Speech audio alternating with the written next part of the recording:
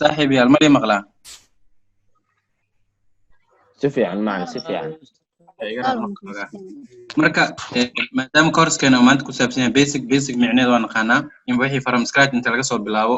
ee aan gaarsiino meesha ugu sareyso qof walba uu gacantiisa uu aamini lahaay saaxiibayaal course-keena teamka advanced marka loo fiiriyo teamka advanced-ka dhowr iyo 20 mawduuc ay qaadan rabaan ayaga waa naga waqti fiican yihiin anaga halka bil ah heesano oo waliba 1 week aan rabna inaan ka qaadano live trail oo qof walba uu sii tijaabiyo waxay u baahanaysaa waa dareemi kartaan waqti ka badan dadkaas waqtiga ay qaadanayaan wixiina waxa ku wadi doonaa waxa loo yaqaan crash oo degdeg inaan ka dhigno crash course ka dhigno oo maalinkii wax badan aan jiif gareeno marka micnaheedu waxa waaye halkan bil waa waxa rabnaa dad badan 4 bil hal sano wixii rabin suuqan dad waxa ka maqlaysa hal sano barana qof suuqan ku dhahayo beentoodna ma dadka waxaan ma ahan cashir la xifdinayo baraadka u baahan yahay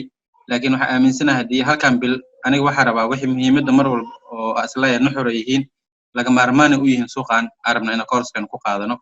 soo marka doonteena waxa rajeynaa in qof ka harin oo ka dhicin waqtiga bixinaysaan dadkaas waqtiga bixinaa waqti ka badan in ay idinkana bixisaan oo si adaga isku waxa waa dhiirigelisaan waqti badan aad ku bixisaan maalinkii waxa laga yaabaa inaa mawduucyo badan aad jiif gareeyo aad dhigno marka waxa u baahanahay fiidiyoyadana dib ay idinku duubooyaa si aad dib ugu daawataan oo ugu ceshataan laakiin waqti geliya cashirka maanta aad qaadatay bari wuxuu u yahay silsilada u yahay kan maanta aad qaadatay aad wax ka helin kan bari inaad wax ka fahmin laga yaabaa waxaan wax isku xirxiran waa silsilado kale waaye hadii hal xabo dhaxal ka baxdo silsiladu waad qaana way kala go'aysaa oo laba dhinac ay ka noqonaysaa marka si wixii iskaaga go'in maalin walba wixii aad qaadatay sidoo kale notebook waa in sheega in dhaxas qofka inuu notebook samaysto intuu macalinka wax sharxaayo in warkiisa uu qorto wixii muhiim uu yahay kadib mawduucyada muhiimka hadda halaas aanood gareysatid intaas ku noqonay waqtina gelin doonta haduu ilaahay idmo marka saaxiibayaal waxa idin ka codsanaa safarka doonteen in laga harin qof walba oo aniga waxa isleeyahay wax tartiibna waa wadi doonaa waana boobsiin doonaa maadaama hal bil wax inaan ku ajiif gareeno rabno waqtigan aan la qaadana aan rabno marka waxa sameyn doonaa dadaal aad u dheer waqti badan aan bixin doonaa waqti badan aan gelin doonaa marka saaxiibayaal saas la socda dadaal badan aan u baahanaa inaan bixino insha Allah waxaana waxa rabnaa inaan ka dhigano wixii mustaqbalkeena inoo ahaa qof walba ha u niyeysto in uu yahay meeshu ku ceel bixi lahaa qof walba ha u niyeysto in meeshu shaqaalanimada uga bixi lahaay qof walba marka waxa soo idil hadii aad rabtid waxa laga rabaa in aad wax badan aad bixisid wax badan u heshid marka waxa waaye xigmad waxa jirta dhahayso oo inta badan akhriska ku xiranta qof walba inta qofku ka akhris badan yahay iyo wax ka baaris badan yahay waa ka faham badan yahay qofkaas oo uu macna resource aan qofkaas haysta marka idinka inaad noqotaan dadkii resource-gaas sirro badan haystay wax badan aad raadisaan cashirka qaatan ku celcelisaan meelo badan ka fiirsaan saas ay rajeynaa haduu ilaahay idmo waqtiga iska sii loo meeno course-keena maanta basic waaye inta badan inaad wada taqaanaana laga yaabaa marka waxa hore u bilaabanayna waxaan waa su'aasha ugu horeysa qof walba maadaama team basic ay nagu jiraan waxaan waxa laga maarmaan u tahay inaan maanta qaadano haduu ilaahay idmo waa maxay forex qof walba uu yaqaan forex qof walba si uu yaqaanaa dadka qaar waxa jiro oo forex markii haddan la weydiiyo forex maxaa lahaa inta soo galeen muddo lacag ku qasaareen ka bixeen marka qeexitaankan hadda aniga heleen ayaga ma qaadanayaan sababtoo way bedelayaan caqabadii kala kulmeen marka waxay ku saleynayaan waxa ay markaas la weydiinayo marka forex sida ka warahayno oo qeexitaankiisa waa wada naqaanaa suuqa sarifka lacagaha qalaad waa suuqa ugu baahsan ee caalamka waa suuqa ugu sareeya ee iibka lacagaha suuqani waxa uu go'aamiyaa sicirka sarifka lacagaha qalaad lacag kasta wadan kasta oo suuqan oo lacagtiisa ay ku jirto lacagtiisa intay ku base gareysan tahay hadii ay kacsan tahay inta ka ogaan karnaa hadii ay qiimaha sareeyo inta ka ogaan karnaa sidoo kale suuqa sarifka waa meesha ka ogaano wadan walba dhaqaalihiisa tusaale kale lacag hadii aragna in muddo hoos isaga sii socoto kale waxa ogaanaynaa wadankaas dhaqaalihiisa in hoos sii socdo hadii lacagtii wadankii kor u sii socoto qaali ay tahay kalena waxa ogaanaynaa wadankaas lacagtiisa inay qaali tahay hadda waxa ka warhaynaa lacagaha ugu qaalisan markii la dhaho forex waxa ta lacagta pound-ka waa lacagaha suuqa ugu qaalisan euro-ga USD-ga marka meesha ka ogaan lahayn wax walba waa suuqan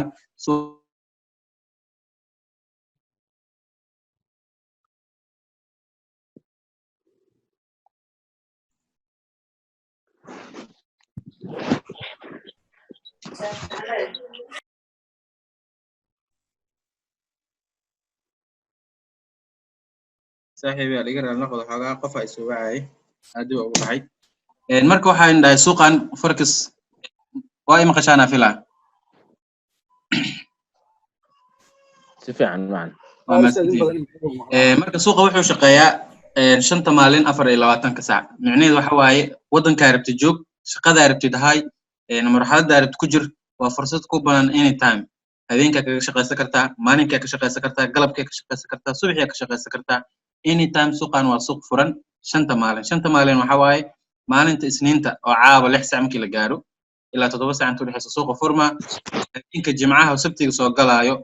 6 saac ilaa 7 saac inta u dhaxaysa suuqa way xirmaa that means waa 5 beri oo 24 saac oo suuqa shaqeynayo waa fursad ku furan xilliga aad ka shaqeysan kartaa adoo shaqada ku dhex wada kartaa kaliya waxa u baahan tahay tusaale kale inaad shaqadan adoo shaqo wadato shaqada inaad ku dhex wadato marka u baahan tahay tusaale kale waxa u baahanaysaa habeenkii oo kale waxa fiirsanaysaa marka suuqa xirfadiisa baratid aad ka shaqeysatid lacagaha fursadaha laha diyaarsanaysaa lacagaha suuqa fursadaha laha diyaarsanaysaa isla markaasna trading view-ga mobilkaaga iyo computerka isku xiranaysaa maalinkii dhan fursad markii lacagta diyaar gado meesha kala soconaysaa waa galaysaa markii TB-da ayada ku gaarayso ama stop loss waa fursad waxa waaye wax walba ku furan sidoo kale waa xirfad meel walba aad joogtid adduunka kaga shaqeysan kartid haddii Soomaali ka tagtid adduunka kala tagtid ka shaqeysan kartid meelo badan ku tagi kartid marka forex waa kaasa waqtigiisa iyo xilliga uu shaqeeyo suuqan sida lacagta la isdhex mariyo maalin walba sida ay hore u sheegnay waxaa jira 5.3 to 5.6 trillion oo dollar maalinka la isdhex mariyo micnaheedu waxa waaye dadka suuqa salka u soo gala dadka buy u gala kambaniyada bangiyada waxa soo lacag ah markii la isku daray estimation ahaan waxay noqotay 6.5 to 6.3 trillion daily la isdhex mariyo marka waxa waaye lacag waali ah waxa isla qof walba haduu soo shaqo tagane waa meel uusan dheheenin irsaaqada iga buuxsantay ama waa lagu ciriiriyay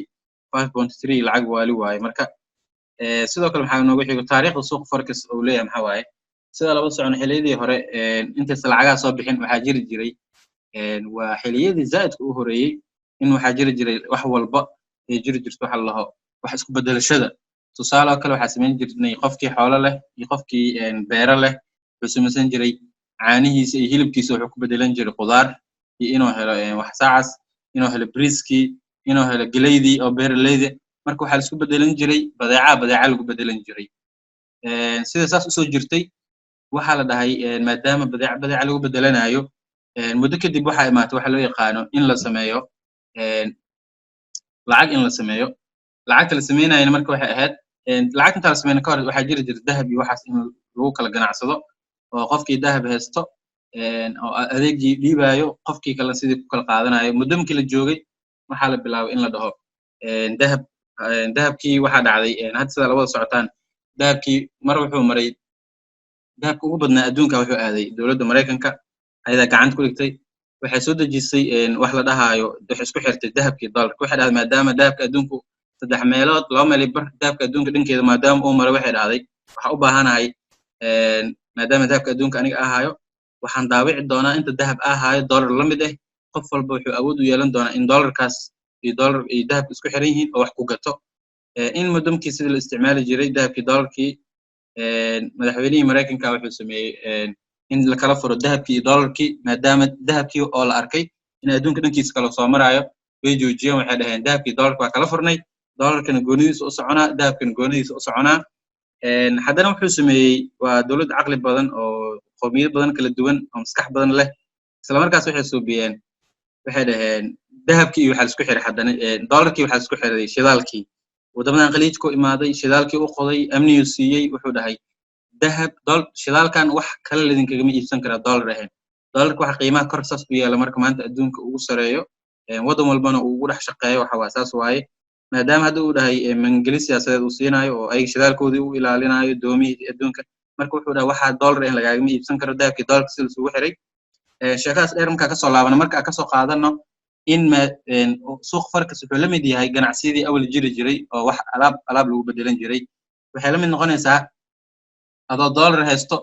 oo dollarkii waxa arkaysaa lacagta euro ama waxa arkaysaa lacagta New Zealandka ama waxa arkaysaa lacagta poundka oo Great Britain pound oo dhacsan lacagta dollarka ku bedelanaya marka qiimaha kor u soo kacdana lacagtaada dib u soo ceshanaysaa saasa faa'iido ka dhex sameynaa suuqan wuxuu la mid yahay marka sidaas oo kale waxa waaye laba lacagooda la isku bedelanaya suuqa forex-ka saas u shaqeeyaa iyo taariikhdiisa sidoo kale suuqan wuxuu soo bilowday 2001kii 96kii ilaa meelahaas u shaqeynayay laakiin stocka ka horeeyay laakiin asaa ka dambeeyay haddana asaa maanta ka weyn qofku walba oo rabo marka forex inuu ka shaqeysto muxuu u baahan yahay waxaa jira waxyaabo aasaasiyaad laga maarmaan u ah qof walba inuu haysto si uu suuqan ugu shaqeysto waxaas waxa ugu hore wax loo yaqaan qofka inuu haysto smartphone smartphone-ka micnaheedu waxa waaye mobile ma ka wadno oo niclo ma noqon aha laakiin waa mobile internet ku shaqeynayo website-dan laga booqan karo waxa u naqaanaa smartphone sidoo kale qofka inuu u baahdo computerka wuxuu u baahan yahay computerka iyo mobileka waxa ugu baahan tahay waqtigaagu idil isheeg computer inaa ku qaadana laga yaabaa oo suuqa sida daayada in sheegay in suuqa inta analyze gareysatid trading view mobilekaaga aad kala socon kartid meel walba aad joogo magaalka iska aadaysaa meel shaxa iska aadaysaa xaaladaas kula soconaysaa computerka marka waa meeshii dhameed ee aad wax ku baran lahayd trading view-ga ku shuban lahayd ku analyze gareyn lahayd suuqi xaaladaha dhan kala socon lahayd computerkana waa wuxuu u yahay laga maarmaan laakiin waxaa is dhihi karaa computer mobile wuu ka maarmi karaa qofka rabo 4 ilaa 5 saac computer kor fadhiyo wuxuu isticmaalayaa brokerkiisa wuxuu siinayaa application oo MetaTrader 4 oo computer loogu talagalay computer ku dhex shaqeysan karaa haddii mobile uu waayo xitaa iyo waxa laga maarmaanka ugu weyn ay tahay internetka waaye internetka waa wixii dhamaa oo aaladda noo dhaqaajinayay hadda internet haysan that means in awood mu lahayn suuqa ina ku sii jirto sidoo kale waxaa jiro suuqa qofka markuu rabo inuu ka sii shaqeysto waxaan dhahnay wixii uu ku shaqeyn lahay oo xirfadii ku baran lahaa waaye intaan wuuna ku baranaa xirfadii wuuna ku shaqeysanaa sidoo kale waxaa jiro waxyaabo laga maarmaan ayagana u ah qofka si uu suuq u soo galo uu lacag ugu suubiyo maxaa ugu horeeyo qofka inuu haysto passport ama inuu haysto national ID ama inuu haysto governmental document inuu haysto intaas maxay kaa caawinaysaa kow brokerka iska diiwaangelin doontid shuruudaha ku weydiina waxaa ka mid tahay intaan ku weydiinaa sababta brokerka kuma aaminayo qof iska socdo waddankaaga xogtaadii waxa dhan si loo helo wuxuu kaaga baahanayaa inaad passport heshid ama national ID haddaa haysatid that's enough ama governmental document license oo kale xataa way aqbalaan brokerada qaar marka sidoo kale waxaa u baahan tahay inay heshid mastercard-ka premier hayso ama isheeg IBS laakiin waxaa muhiim inaa haysato mastercard-ka mastercard-kana waxa waa meeshii lacagta adiga ka dirsan lahayd ama dhown lagu soo diri lahaa marka suuqa brokerka lacagta u shubeysa waa meeshii aad u dhex marin lahayn okay waxaan rabnaa inaan isla fiirino forex-kan aan ka sheekeynayna maanta oo dhan yaa ka shaqeysto sales looga shaqeystaa suuqan sarifka lacagaha qalaad waxaa ka shaqeysto dowladaha adduunka idila ka shaqeystaan haddadan xitaa waxaa ku jiro South Africa lacagteeda xitaa suuqa laga shaqeystaa waxa waaye Turkiya ku jirto waddan aan ku jirin malaha waddan walba dhaqaalihiisa waddan walba deen aan lagu lahayn suuqan ku jiraa waddankii deen lagu la suuqan ku dhex arkaysid laakiin waddan walba dhaqaalihiisa oo banaanka yahay oo deen lagu lahayn bangiga adduunka deen ku lahayn oo xor ah waxa waaye uu ku jiraa suuqan lacagtiisa ma shaqeystaa laakiin kala qiimo badan yihiin lacagaha suuqa marka waxa dhahanay waxa ka shaqeysta dowladaha caalamka ugu waaweyn kuwada yar kuwada dhaqaalaha haysto kulli way ka shaqeystaan sidoo kale yaa ka shaqeysta bangiyada suuqa yaa ka shaqeysto waxa ka shaqeysta bangiyada adduunka ugu waaweyn dowlad walba waxay leedahay waxa loo yaqaano bangi local u ah oo dowladda dhan hantideeda ee taalo iyo bangiyo privateyo lacag fiican dadka u haaya bangiyada suuqa ka shaqeystaan hadda tusaale oo kale markii adiga bangiga sababta ugu shaqeysta ku sheegaa adigan Axmed iyo gabadhan Faaduma markii lacag ay ka qaadaan hadda wixii qaar bangiyada Soomaaliya inta badan ku sameeyaan wax loo maraabaxo ama meel ku dhisayaan ama qof lacag siinaya lacag saaranayaan si lacagta transaction-keeda intii ilaan bari ada lacagtada soo doonanayso wax laga ma qaadayo si taas markii looga faa'iideysto bangiyada adduunka waxay soo bixiyaan forex lacag soo gashtaan oo ku shaqeystaan lacagta la faagi la ku xisaabtamo sala ka faa'iidada ayaga ka sameeyay behind the scene Allah kadibna lacagtii bangiga saas ku sii jira marka laakiin bangiga inuu inta lacagtaada ku haayo adoo ku shilin ka qaadan kuna shaqeysanin muxuu ka faa'iidaa shaqaalo mushaar siinaayo lacagtii la ilaalinayo waqti badan ku baxaayo si samee loo diyaarinayo soo marka lacagaha bangiyada saas ugu shaqeystaan waliba bangiyada waxay yihiin kuwa ugu waaweyn ee suuqa dhaqaajiyo maalinkii bangiyo waxaa jiro maalmo waxa arki doontaan suuqa inta ku jirtaan waxa maqli doontaa UK bangi holiday ku jirtaa oo kale lacagta baan maalinkaas ma shaqeynayso sababta bangiyada UK dhan holiday ku jiraan lacagaas way shaqeyn doonaan laakiin dhaqaaq fiican ma yeelan doona ilaa bangiyada lacagta ugu badan ee suuqa la soo geliyo ayaa soo geliyo haddii ayaga suuqa ka maqayn daadmeyn suuqa dhaqaaq maalinkaas dhaqaaq fiican ma yeelanayo maalmo aan dhaxas jiray oo Christmas-ka waxa sameeyaan bangiyadaas oo dhan holiday wada qaadanayaan suuqa way ka maqnaanayaan maalinka suuqa bangi lacagaha kale oo shaqeynaya ku jiri doonaan laakiin awood fiican ma yeelan doonaan marka bangiyada maalinka suuqa ku jiraan waa laga dareemaa suuq si fiican u dhaqaaqadiisu fiican yihiin sidoo kale yaa ka shaqeysta suuqan waxaa ka shaqeysta waxaa loo yaqaano financial institutionska hay'adaha dhaqaale oo lacagaha ay haysto suuqan ka shaqeysto sidoo kale waxaa jira niman loo yaqaano hedgeris maxaa lahaa waa niman very professional experienced oo suuqan ka shaqeysto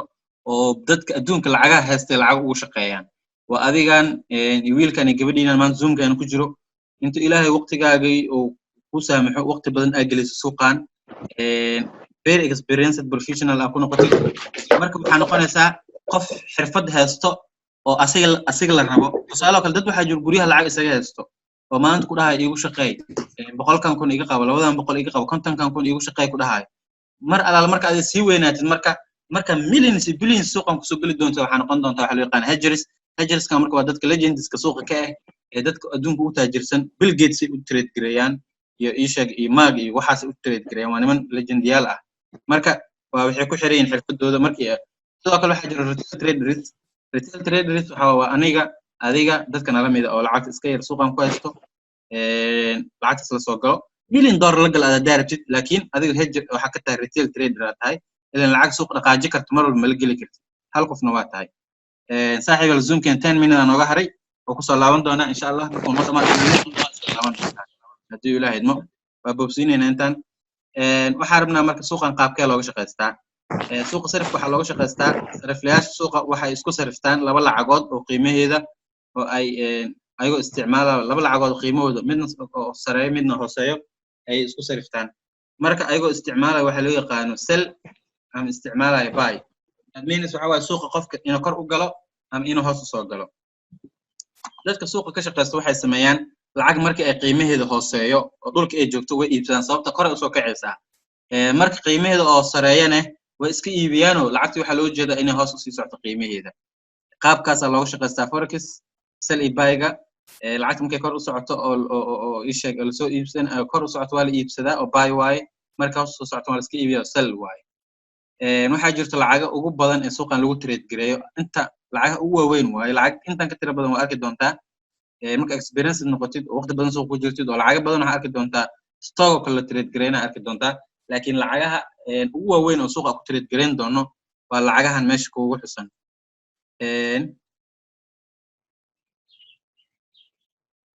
okay hal qof aqbalay marka lacagaha ugu weyn oo suuqa lagu trade gareeyo waa kuwana lacagta waxa waaye euro USD lacagta laga yaqaan USD JPY sorry waxa rabnaa basic inaan fiirsano bas waadka iska dhaafeena lacagta waxa waaye NZD ga waxa loo yaqaan New Zealand dollar waaye lacagta New Zealand ka waaye lacagtan ku xigto waxa waaye CAD waa Canadian dollar ka waaye lacagtan CHF waxa loo yaqaan Swiss franc Allah lacagta Faransiiska waaye lacagtan AUD waxa la lahaa Australian dollar waaye lacagta Australia lacagtan loo yaqaan GBP waa Great Britain pound lacagta oo Ingiriiska waaye JPY waxa la Japanese yen waa lacagta Japanese-ka euro waa naqana waa lacagta euraha oo wadamada badan ay Europe isticmaalaan iyo lacagta loo yaqaan USD oo United States dollar waas intaan lacagood waxay yihiin lacagaha ugu waaweyn ee suuqan marka waxa arki doona ayagiyo oo isku noqonaya waxa loo yaqaan base equal isku noqonayo ayaga isku laabanayo NZD CAD halkana NZD CHF ayaga isla ku laaban doonaan laakiin lacagaha ugu waaweyn ee suuqan looga shaqeysto waa intaan lacagood u jeedno waa 8 lacagood ugu waaweyn suuqa oo maamulo dhaqaajiyo wax walba qabto okay waxa inoogu xigo beeriska ugu waaweyn suuqa waa kuwana major beeriska beer markii la dhaho beer waxa la lahaa wixii lamaan oo laba waxa loo yaqaan beera u naqaanaa marka beeriska ugu waaweyn suuqan yaa waaye waxa ugu waaweyn euro USD waa beer weyn oo suuqa oo zaid oo loo ixtiraamo dadka badan ay trade gareeyaan oo si fiican looga faa'iideysto lacagtan loo yaqaan Great Britain pound iyo isku bedelnayo USD lacagaasaan isku raacaan waa arki doona waa noo socotaa laakiin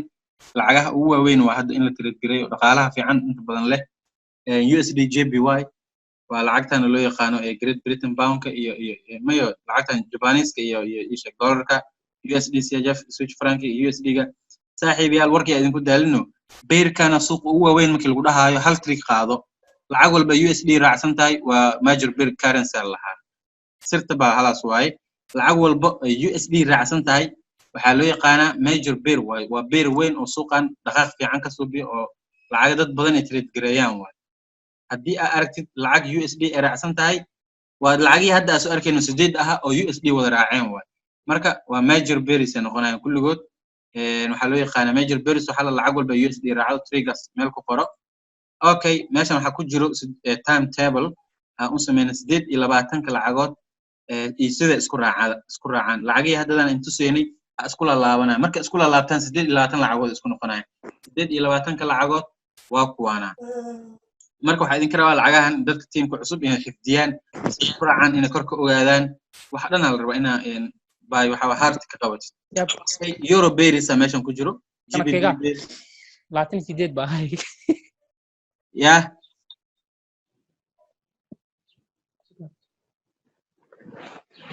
qof ma ilaale ustaad maya afwan okay عادك مود نقاد ان شاء الله marka euro beariska iyo GBP beariska AUD beariska NZD beariska lacagahan oo idil waa marka 28 kan lacagood ina korka xifdinaa rabnaa waxa ugu horeeya euro GBP euro AUD euro NZD euro USD euro CAD euro CHF euro JPY saaxiibayaal hal mid ogaada waxa jirto lacag qaab isku raacaan marka lacag qaabka isku raacaan waxa waaye lacag ma jirto euro oo euro oo ka horeyso lacag walba euro oo horeyso lacag walba euro oo horeyso macnaheedu waxa baran doona waxa loo yaqaan base iyo quad base waxa waaye lacagta horeyso quad waxa dhan lacagta dambeysaan u naqaana laakiin euro mar walba ayada suuqa base ka ah waa lacagta suuqa ugu wada horeyso ma arki doontid ishek lacag euro u horeynin هذا GBP وكلا GBOD GBNCD GBUSD GBCAD GBCHF GBP JPY وGreat Britain Pound أستراليا نيوزيلاند US دولار كي CAD كي CHF كي CHF كان العقد فرنسيسكا مركو حرجينا سدير لا تنكس العقود نكرك حفظان وكسي سعون دونا PDF محلها وإنه وذاك دونا باوربوينت كانه أوكي لعجها مركو محلها واحد جرو حلو بيس إكوار وحلا جرو هيك اللي بيس وحلا دها lacagta ugu horeysa ee beerka aad qaadanayso beerka waan naqaana waxa dhahna waa labo waxa u naqaana beer maadaama lacagta beer ay tahay oo euro iyo USD oo dash u dhaxaysa ay tahay waa beer marka beerkan waxa kala qaadayna labada maxay tahay base waxa la dhaho iyo quad waxa la dhaho base waxa la lahaa lacagta oo markaas la iska iibinayo saaxiib fahma mar walba lacagtan inta ku jirto dhinacan oo base ka ku jirto waa lacagta aad iska iibinayso waa iska iibinaysaa lacagtan geeska midig ku soo jirto oo quad-ka u naqaan waa lacagta aad soo iibsanayso base iyo quad saas u kala shaqeeyaan hoostan ingiriiska ku qoran hadaa idin aqriyo wuxuu ku leeyahay base waxa waaye selling waxa iibinaysaa euro iska iibinaysaa and buying waxa iibsanaysaa USD dollar iibsanaysaa quad-kan wuxuu ku leeyahay buying waxa iska iibinaysaa mar kale euro waxa iibsanaysaa dollarkii marka saaxiibayaal base iyo quad-ka waa kaasa lacag walba saas u kala barta haddii GBP USD agaleeno waxa fahmayna GBP na iska gadoono USD gadoono hadda USD CHF joogno waxa fahmayna in USD iska gadoono CHF switch franc soo gadoono warkaas ka socono meeshaas okay waxa jirto erey bixinta inta xiisadan course-ka noo socdo waxa arki doonaa ereyo badan aan isticmaali doono soo marka terminology-gi aan ku dhaqmi lahayn waxa diida ina dhahdid macna waxaas maxaa laga wadaa marka hadii ereygaas aan qashid that means inaad si fahantaa rabaa wuxuu taagan yahay iyo wuxuu qabanayo erey bixintii waa marka erey bixinta marka aan hore u sii galno trading view maxaa lahaa trading view-ga waa website-ka aan u isticmaali doono inaan ku falanqeyno suuqa sarifka lacagaha qalaad hadii website-kaas aan waa waxa ugu badan aan waqtiga gelin doontaan waqtiga waxa ugu badan aan indhaha ku hayn doontaan waxa ugu badan inaan fahanno meesha ugu badan aan ku dhex shaqeyn doono hadda wax ku sii dhex baran doono markii laga dhex tago ii sheeg overview-gaane waa asiga waa waxa waaye platform website waay application uu leeyahay waa soo degsan kartaa computer-ka oo system application caadi PC ah website caadi loo booqanayo uu yahay waxa loo yaqaanaa trading view waa view-gii dhammaan suuqa ku baran lahayn ku analyze garaysan lahayn jihada suuqa u socdo ku ogaan lahayn qaabkan uu eg yahay waa kaas design sawirkiisa waa kana trading view-ga hoostaan sawirkan ka dhex arki kartaa okay halkaas ugu baxna ereyga loo yaqaan trading view waxa isla fahnay inuu yahay website-ka aan isticmaali doono aan ku falanqeyn doono suuqa aan ku dhex baran doono wixii cashar had kadib ka dambeeyo insha Allah erebixinta sidoo kale waxaa nooga mid waxa loo yaqaan candlesticks aa jiro candlestick maxay yihiin waxa lagu leeyahay qeexitaan yar meeshan ku soo qoro candlesticks-ka waa shaxan qiimeed loo adeegsado in lagu muujiyo qiimaha suuqa inuu buy yahay iyo inuu sell yahay muddo cayiman macnaha muddo cayiman waxa laga wadaa time frame muddo cayiman gudahooda suuq inuu buy yahay iyo inuu sell yahay see ku ogaanayna waxa noo sheegaya waxa waaye candlesticks-ka waaye candlesticks asal ahaan waxay ka yimaadeen ganacsatada bariiska ee dalka Japan isticmaali jirtay ganacsatada si ay ula socdaan sicirka uu ku sugan yahay iyo maalinlaha boqolaal sano ka hor bariiska u isticmaali jireen Japan aan iska lahay Mareykanka inta la shaacin ka hor oo waxa ay isticmaali jireen candlesticks-ka marka wuxuu ahaa sabiro oo geedo inta saas oo horiyaas u taagan oo wax la dhaxgelinaya ahaayeen marka shaxankii sidii oo kale ay kala soo qaadeen candlestick-gana suuqa ku baran doono sawirkiisa waa kana waxaan gaduudka waa suuqii oo buy ee sell u socdo waxaan buluug waa suuqii buy u socdo marka waa candlesticks waxa suuqana tusina inuu buy yahay inuu sell yahay waxaan hoos ku muuqdo waaye waqti badan waa gelin doona haduu Ilaahay waan xifdin doona magacyo kale leeyahay waa baran doona candlesticks waa kaasa hadii aan maqash candlestick maxaa